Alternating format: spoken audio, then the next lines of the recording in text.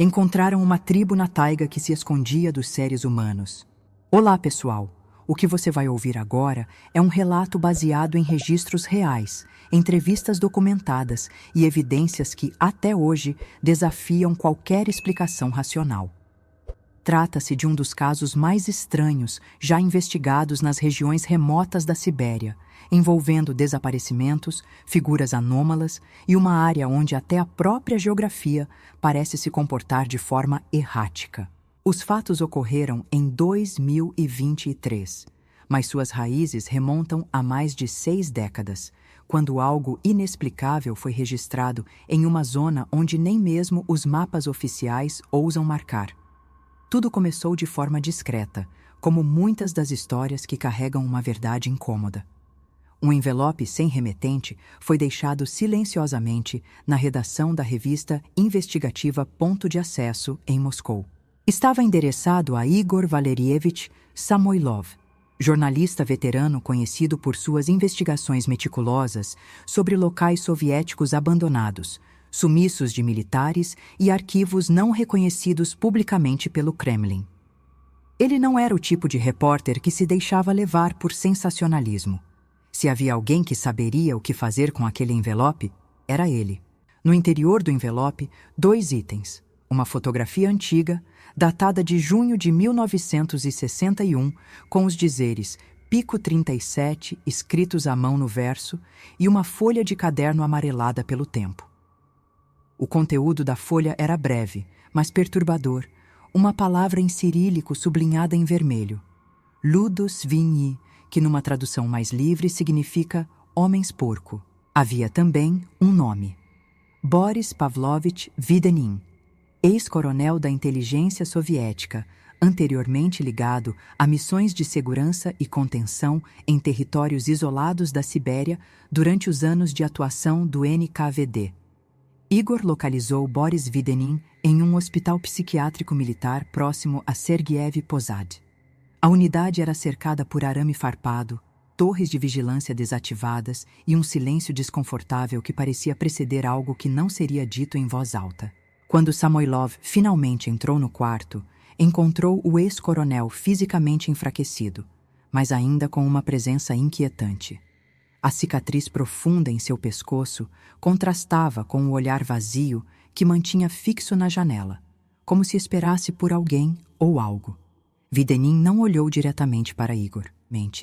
Murmurou apenas uma frase enigmática: Então, você já encontrou a colher. Aquela palavra, colher, seria repetida muitas vezes nos dias seguintes, sempre carregada de um peso que não combinava com sua aparente simplicidade. O jornalista apenas ligou o gravador e ouviu.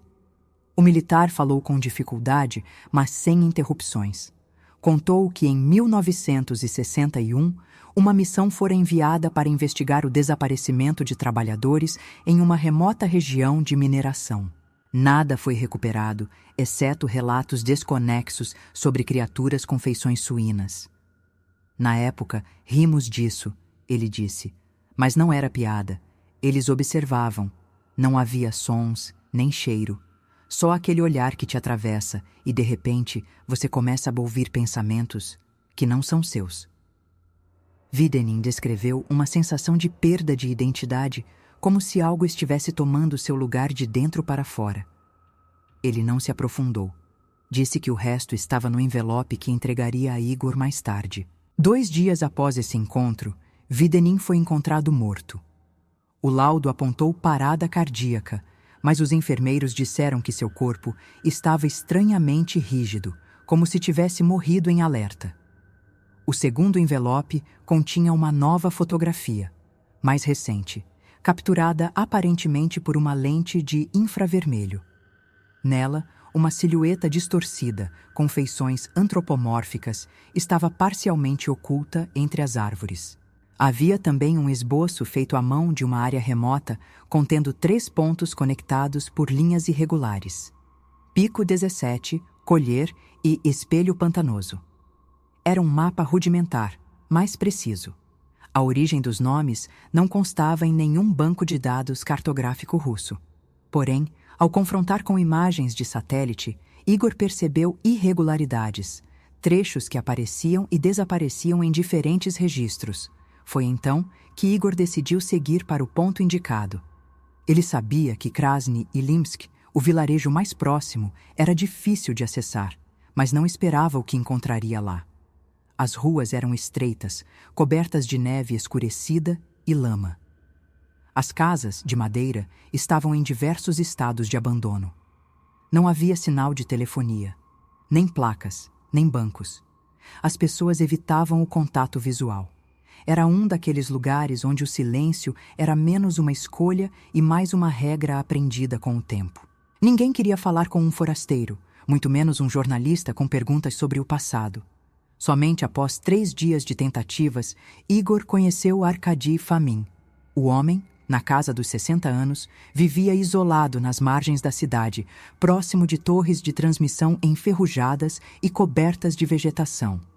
Sua casa, construída com tábuas espessas e reforçada por correntes nas janelas, parecia mais um abrigo improvisado do que uma residência. Quando Igor bateu, a porta já estava entreaberta. Nenhum cachorro latiu, nenhuma luz acendeu. Mesmo assim, Fomin apareceu, segurando uma garrafa de vodka e um copo de vidro grosso. "Você não devia estar aqui", disse logo após a primeira dose. Fomin revelou que seu pai estivera envolvido na missão de 1961.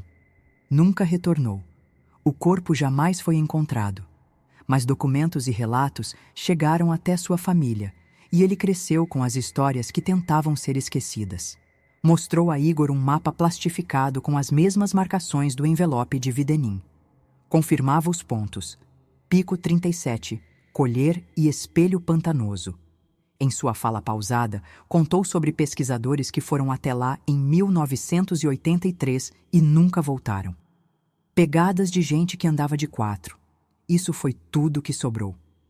No fim da conversa, entregou a Igor um crucifixo de madeira preso a um cordão de couro desgastado. Se sentir cheiro de carne podre e não tiver nada ao redor, deite. Não reze, não corra, só deite. Não havia ironia na voz dele. Era uma instrução aprendida, talvez testada, talvez presenciada. Igor percebeu que algo mais o homem queria dizer, mas segurava, como se as palavras tivessem peso demais para serem libertadas. Antes de partir, recebeu mais uma advertência. Se você cruzar a trilha, a floresta já te terá ouvido. A jornada começou no dia seguinte. O primeiro trecho foi feito com um jipe alugado de um morador local, adaptado com correntes nos pneus e estrutura reforçada. A cada quilômetro, a vegetação se tornava mais densa, as estradas mais irregulares. O mapa tradicional deixou de fazer sentido. Pontes listadas como funcionais estavam completamente destruídas. Trechos marcados como acessíveis eram pura lama. O GPS mostrava coordenadas flutuantes. A bússola não respondia. Igor seguia as marcações no papel como o único guia confiável. Na metade do caminho, foi necessário abandonar o veículo.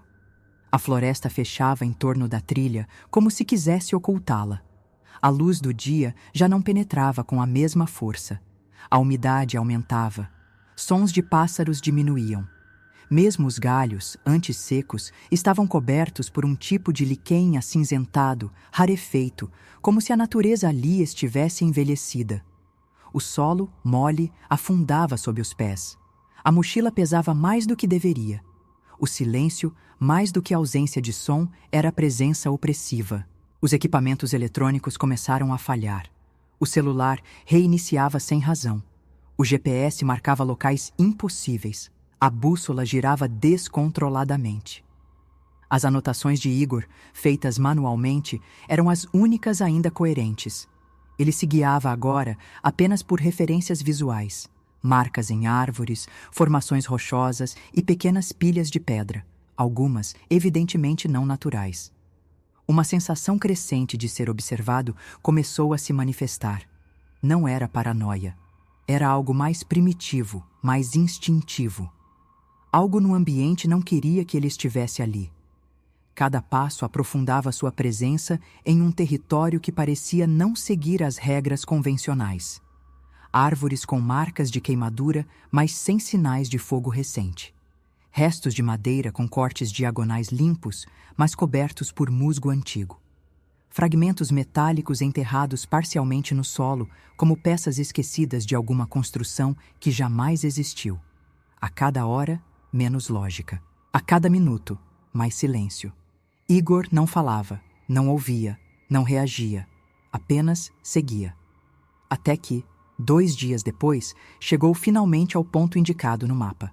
A entrada na área marcada como Gniliushka no mapa foi sutil, quase imperceptível. Não havia um marco, uma divisão clara ou qualquer transição evidente entre a floresta comum e o que viria a seguir.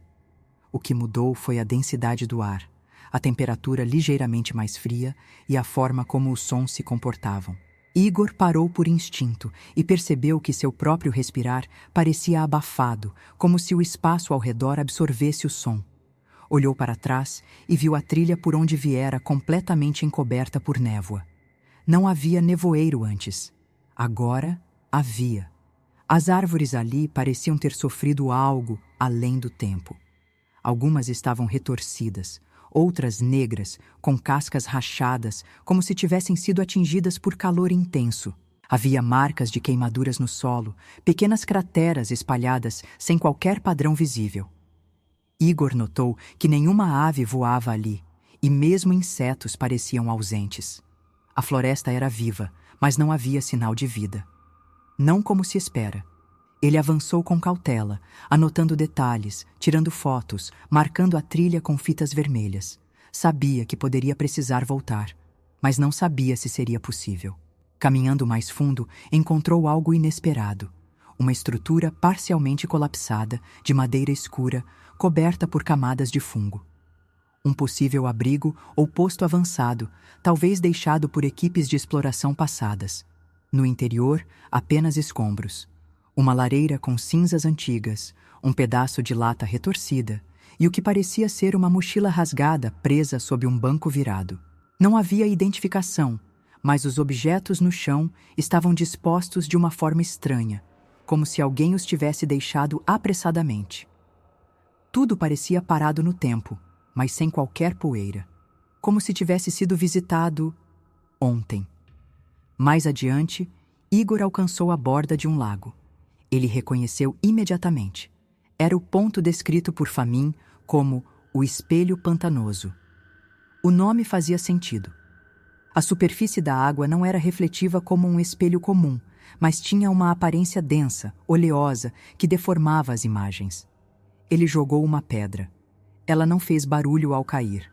Afundou direto, sem respingo, como se tivesse sido engolida. Ao redor da margem, Igor encontrou marcas estranhas. Pegadas largas, circulares, afundadas no barro, com calcanhar evidente. Eram demasiadamente grandes para serem humanas. E o mais perturbador, havia simetria. 4 dedos, sem garras, profundas demais para serem de um animal leve. A essa altura, a temperatura havia caído de forma significativa, apesar do horário ainda indicar tarde. O vento soprava apenas sobre as copas das árvores, mas não chegava ao nível do solo. Igor percebeu que seu relógio havia parado, marcando 15 horas e 18 minutos.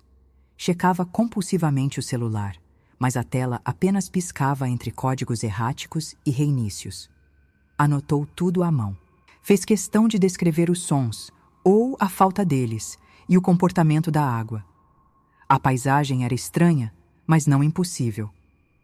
Ainda assim, havia algo profundamente errado naquilo tudo. Decidiu então montar acampamento em um ponto levemente elevado, próximo ao lago, onde o solo parecia mais firme. Cravou as estacas da barraca com esforço, pois o chão resistia como se estivesse pressionado de dentro para fora. Fez uma pequena fogueira, usou lenha seca que havia trazido e tentou esquentar água. O fogo pegou, mas com labaredas instáveis, que oscilavam mesmo sem vento.